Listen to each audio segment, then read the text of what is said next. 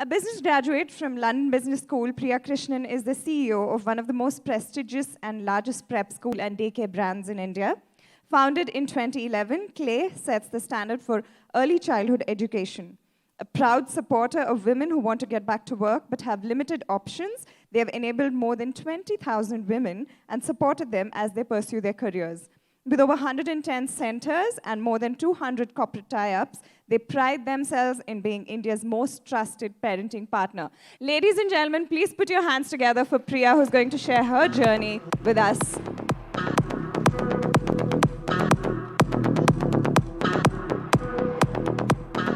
Thank you very much for having me here. I was going to joke about the fact that I am also a feminist, but a heel-loving feminist who broke her heels. Someone, we were talking about the fact that feminists end up being people who hate men and burn bras, I think. But I have three wonderful men in my life, and I'm going to talk about them, my own personal journey. I'm breaking the talk into three parts, really, in terms of how we started up CLAY and what we're attempting to do. The second piece, which I think is valuable and is my pay you back, lessons that I've learned which have helped me focus on work and be proud of the work that I do. And the third part is really just spending some time talking about what we're going to be doing going forward. So I am actually not like Pooja, and I was just full of admiration for her. I grew up in a middle-class family. My father worked in the Air Force. My mom was a teacher. She turned a stay-at-home mom when me and my sister, who were two daughters, turned teenagers, because she felt, as we moved into Bombay and my father flew for Air India, that she had to be around us and support us. But she was fiercely ambitious for us. She wanted for both of us to achieve all of our potential, which meant that I became an engineer and she became a doctor. Like good South Indian girls do. One turns into an engineer, the other one turns into a doctor. Even though I wanted to be a pilot, I was a reasonably good painter.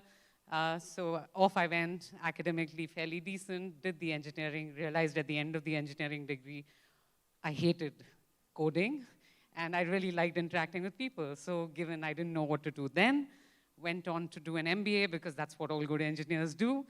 When they don't know what they want to do, they go and do an MBA. So I went on and did an MBA in a B school in Bombay, fairly respected, did again academically really well, and didn't know what to do at the end of that. So took up the first job that came along, which was a consulting job, and it seemed ambiguous enough. You had to go at the age of 23 and give people advice who were twice your age and tell them how to do their jobs, and it seemed reasonably exciting. So off I went and did that. And I ambled through this process for about, I was 23, so till about I was 30 when I'd gotten married through this point and really desperately wanted to have a child. For me, children, so as I was doing my engineering, the one thing that I stayed true to was my love for children. I smiled at this video not because of the fact that we created CLAY, but because I find children fascinating. They are little wonders who have no inhibitions, and they have 1,000 eureka moments in a day, and they're constantly making connections. And somewhere as adults, I think we lose it. And I love watching children just for that joy. So I used to teach kids to paint while I was doing my engineering, and that was probably the sanest part of those 4 years. And I wanted to adopt one of those kids, but that's a long story. I won't go down there. So this, so children have been a very big part of me. So this 18-year-old me wanted to be married and have kids because that was the only way to have kids. Much later in life, I figured out you didn't need to be married to have kids, but the husband turned out okay. So I wanted to be married, wanted to have the kids, 3 kids and a dog, fairly precise in my description. And I realized I was doing really well career-wise, right? And along came this child at 30, and I said, I want to look after him, and I love him to bits, but I love what I do, and how do I balance these two? And in the middle of all of this, when he was 9 months old, I decided to throw in a little bit more madness and said, I will do my second MBA. And I did that. So actually, technically, that was the first time I studied out of my own volition. So I went to B school and I said, now I really want to figure out if I have to balance these two and what is my true calling in life. I don't think 30 is officially a midlife crisis, but it was my moment of, let me discover what I want to do. And when I went back, the first exercise they made us do in B school was write out they said write your eulogy, which is really what people will read when you're dead, and your dream job. So, at 30, you say, I want to be the CEO of this company, I want to be the head of this business, and I want to be doing this. But when you talk about, your eulogy, you talk about the fact that I want to be remembered as a good mom, I want to be remembered as a good wife, good daughter-in-law also maybe, and the fact that you left a mark in some shape on the world, right? And it also brought me back to the fact that what I did while I was really good at, it wasn't truly my calling in life. So, given I was struggling with being a mom and working and trying to balance those two and making sure that I was doing enough justice to both, I actually was a better mom because I worked. And over time, I go back and tell women this story over and over again because I'm just one of those people who has an incredible amount of energy, like those kids I admire. And if I don't have a way to expend it, I think my children will be at the receiving end of it. So the fact is that, I wrote the plan saying, how do we get women back to work, should they choose to? So it is a feminist movement, but it is a choice-based feminist movement, where you say that if you are someone who's good at what you do, you enjoy it, and you want to be a good mom, what you look for is a credible option to look after your children. I lived in London at that time, didn't have the parental support, had a husband who lived in Nigeria and was working there. So childcare came to my rescue, and to that extent, I said, how do we make this scalable? And I used to work for a company called Emphasis at that point, and I had tons of offshore teams, and all of these women dropping off from the workplace because of the fact that they didn't have credible support. So I then decided that how do I get something like this going, wrote the plan, got funding from LBS's seed fund, and it was 35 days from the time I wrote the plan to when I got funding, and then I said, shit, I have to do this now. And I told you, Arjun, my older one was 9 months at that point, and I was pregnant with my second one. So I chose not to do it at that point, and then in 2011, we moved back, and my younger one, Adi, was the first student at Clay. So I said, if it is good enough for my child, I can go out and say it's good enough for your child. And that's where the whole Clay journey came about. What we attempt to do is really provide, I think as a mom, I would settle for something equal to what I can provide. What I'd be delighted by is something that's better than what I can provide, that the space that my child goes to and the people that he interacts with is way better than what I can provide at home. And that is the sole ambition that we work with, saying how do we make sure that a mom is happy about the choice that she's making day in and day out. We don't treat the mother or the father as the enemy. We say you are our partner. We're both interested in this creature, and we're, equal stakeholders in this. So how do we work together? How do I support you through this journey, and how do you give me feedback? And how do we make sure that this child gets what they need on an ongoing basis? So that's the story of Clay. I mean, we've done a reasonably good job. We have 7,000 children in the scheme of things, where India has 150 million children under the age of 5. It's a marginal blip. Do we address everything? No. But are we ambitious? Yes. So if there are women across the board who want to head back to work and are looking for the credible childcare, we want to be there, and we want to be providing that childcare. We're 7 years old. We hire 2,000 women. So we also are a secondary employer of women, and that gives me an incredible amount of pride. So I've come from fairly male-oriented industries, consulting. I used to head sales and Emphasis, and suddenly we have 2,500 women working with us, and listening to their stories, understanding that this, what goes on with them day in and day out. Most importantly, the fact that we create secondary income in that family and a degree of equality in those families gives us an immense amount of pride. I'll move on to the next section, which I am, so statistics Sairi spoke about, but statistically, India is one of the lowest employers of women. We are at 24% women workforce participation, and then if you split it as, women in the workforce in organized sectors versus unorganized sectors, that number becomes thinner. And when you look at this data, it's almost shameful that we're below countries like Pakistan, Afghanistan, and in Asia, we're among the lowest women employment, right?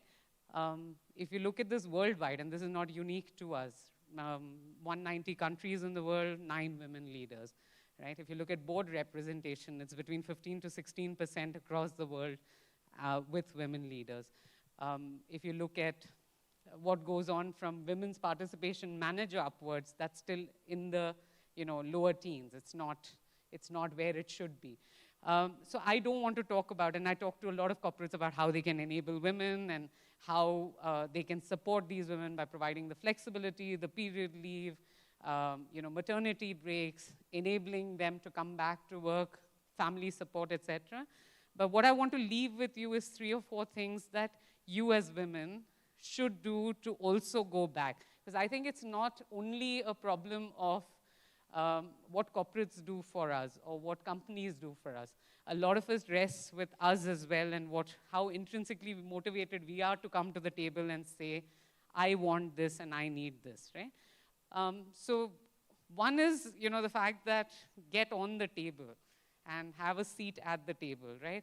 And I'll give you a small example. When my leadership team is equally balanced. While we hire 2,000 women, the only place where we have diversity in the organization is my immediate leadership team. We have half men and half women.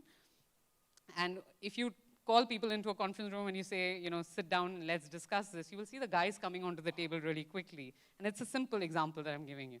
But the women will wait to figure out how to scatter themselves around the place. When you do this in a meeting room, and this, you can run this as a live example and you will see this. So when I'm saying get to the table, it means literally. It doesn't mean figuratively. It is literally, know that you work in an organization, your seat at the table is what it is. And it comes from a lot of conditioning, right? I mean, my mother was a stay-at-home mother for pretty much my adult life. So I was conditioned to believe that, I'm meant to do a set of things and balance work and life, because she was just such a perfect mother that for me, the option of not being as good a mother didn't exist at all. But my husband came from a family where his mom worked, and she worked till the age of 73. She's alive and at 85, kicking, rocking, and she's a brilliant mother-in-law. I mean, she's just wonderful, and part of my emancipation is truly to her cause. But he comes to the table and he says, let me help you. I'm lucky, right? That's not true for most women. But by the same measure, for you to say that, this is what I've grown up with, but I've earned my stripes and I deserve to be at the table, is something that has to be an intrinsic motivation. It cannot be your conditioning. It cannot be your environment. So this is one thing I'd leave with you, which is to say, when you're in a setting, get to the table, ask for your rights. I mean, I was just absolutely inspired by Shefali for the fact that she went and said, I deserve the raise. I deserve, my next position, and why am I not getting it? Time and over again, there will be reminders. In emphasis, I was among the senior leadership, and people would come to me and say, because you're a woman and we need diversity at the leadership level, you'll get the job. But I didn't want to get the job because of that. I wanted to get the job because I was as good as the male counterpart, right? So asking for things and asking for your rights is not a terrible thing. Second thing is support. So whether it's a spouse, asking and saying that this is something that's important to me. I mean, today my husband's watching the kids, and he's going to bring them here, and we're going to head out together, to do stuff for the kids because my older one's leaving next week. But just saying that this is important to me. I want to be at the SHEROES conference because this really energizes me, and I love seeing these women. I would bring the kids to these sessions. Asking for the support, whether it is your husband, whether it's your mom, whether it's your mother-in-law, and not taking it all upon yourself. And I'm remiss of this, and this is why I constantly give this advice to women, is going out there and saying, I'm not built to do everything. I love the cooking, I love hanging out with the kids. But there are things that I don't want to deal with, the finances in the house. I don't want to figure out the insurance policies. So what part of it can you give away? Also making an assumption that your husband doesn't understand you and should understand you is a wrong assumption. He's grown up in a different framework, right? There is a circle of support you need to create. your husband doesn't have to play every role. He doesn't have to play the role of lover, best friend, best father, person who understands your situation, is going to be nice to your mom, is going to be supportive when your mom-in-law is giving you the hard time. No. You have to have people who are supporting you through those and figure out what his strengths are and tell him what your strengths are. So having that conversation to say, look, which part are you willing to pitch in on, like you would do with a teammate, right? And technically it is a team effort. So how do you sit down together and say, so you don't want to listen to my stories. If I'm upset and I'm sad and I'm just having a bad day, if he's not the guy to listen to the story, don't tell him the story. Find another person to tell the story to. Don't get upset and worked up about the fact that why doesn't he listen to me? Because he's not inherently built to do that. So finding the circle of support, which is outside of your marriage, finding the friends, finding those incredible women who you can talk to, finding the incredible, some of my best friends are male friends, right? And they're much better at listening than Sanjay is. And I go and talk to them, and I tell him that, look, I'm going to go and vent. I'm going to go out for a drink with this guy because you won't listen and he will. And that's absolutely okay, right? So critical to do this. The third piece is retain a sense of humor. I think way too often all of us are just too wound up about where life is headed. And before your child comes along, at 15 I wanted to be a mom, right? At 16 I was reading every book under the sun. It was just all about kids. At 30 I was like, actually I want to work and support this child. At 40, I wanted to tell women, don't, obsess about this way ahead of time. Think about it when you get to that journey. So have a degree of self-deprecating humor. Just say I screwed up. It is not, you're not expected to be perfect. And the minute you have the ability to laugh at yourself, you will be a lot more forgiving. And this is easier said than done. For you to say, I messed up, I missed the PTM, right? Every mom in the class does the child's project. I didn't even know what the homework was. The kids were meant to go on a field trip. I forgot that I had to buy the sleeping bag. Just have the ability to laugh at yourself for messing up. And it is okay. There are 10 other moms who are perfect at what they do. You suck at it, and fine. That is who you are, but you still find the time to read to your child. You still find the time to head out for the movie that they love. And those are the things that they cherish, not the fact that you did their project to perfection, like another mom who was really interested in doing the project. So have the ability to laugh at yourself. And the last thing, if I were to leave with you, is have a degree of authenticity. So what I loved about Pooja, and I wish I was like that at 30, right? I genuinely wish I had the gumption to go out and say, screw the lot of you, and I am a shameless woman. I just did not have it. I am, I don't think I still have it. But what I teach my boys day in and day out is don't expect. We are kids, and I have 2 boys, and I'm really proud I'm a boy's mother because I'd be terrified of being a girl's mother. Not because of anything else, because I know, I'm a physical person. I can go out and kick a ball with them, but I won't know how to shop for stuff physically in a store. So it's great that I'm a boy's mom. But I bring up the boys today, trying to explain to them that, that it is not mom's job to cook. It is not mom's job to clean. It is both our jobs. And my husband does that day in and day out. So have a degree of authenticity to what is true to you. You're cooking because you enjoy it. And the boys know that. I cook because it's my therapy. I don't cook because it's my job. In an average home, this is not India, women with children do twice as much household work than men, and 3 times as much childcare-related work than men, right?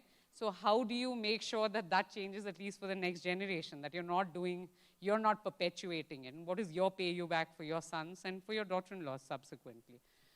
So with that, I'm just going to leave you with one last thing. So in addition to what we've done, we provide childcare across the country. Today, we have 120 centers.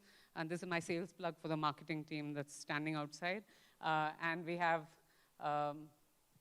the 7,000 women. But one idea that struck us was that how do we enable more women entrepreneurs like ourselves? So one of the new things that we're thinking about is we've not franchised so far, and that's because we are paranoid as a company. I am very worried about ensuring that the person across, because we look after children from the age of 4 months up to 10 years. And if you have a partner who doesn't have the right motivation, it's a brand reputation. So we're paranoid as a company because we look after young children. So today we're launching a product, and SHEROES Bangalore is the place where we're launching it, which is called Creche in a Box. And this really got triggered from the fact that there was a maternity bill that came about last year, which spoke about the fact that all companies had to provide access to a creche if they employed more than 50 people. So we are saying, should we be creating that capacity, or can we enable more women entrepreneurs to do this? So we're trying to think about how do we give them the know-how that we have, the struggle that we've gone through, provide them the support in terms of working with corporates, compliances, etc. And so thank you for listening in, and I'm just going to play the video for the Creche in the Box, and I'm available at lunchtime if any of you have any questions. Thank you. Do you love being around children? Do fun learning spaces and little children inspire you? Are you looking to be an entrepreneur and make a difference? Then this might be the opportunity for you. Play, India's largest and most trusted preschool and daycare network, brings to you Creche in a Box. A complete preschool and daycare solution, enabling women entrepreneurs to give flight to their dreams. The maternity benefits bill and a growing trend of more mothers going back to work is leading to a rising demand for high-quality daycare and preschool centers across India. With over 110 centers and 200 corporate tie-ups, CLAY has enabled more than 20,000 women to get back to work. This is just the beginning. The demand is huge. At CLAY, we see this as an opportunity to enable a new wave of women entrepreneurs to make a difference. If you would like to join hands with CLAY to realize your dreams, all you need is entrepreneurial spirit and a deep desire to strike out on your own, love for children, and in-depth knowledge of local market. CLAY will support you with everything else: space design, teachers, resources, funding, customers.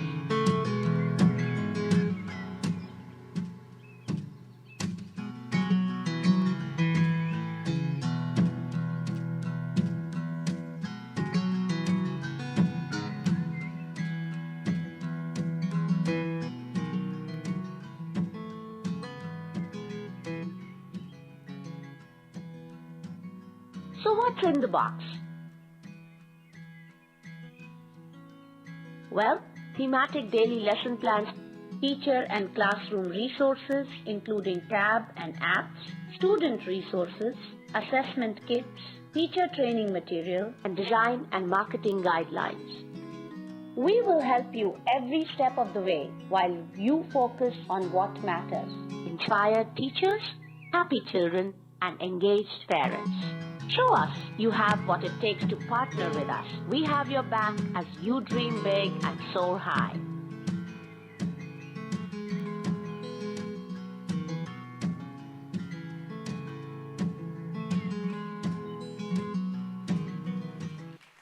Thank you.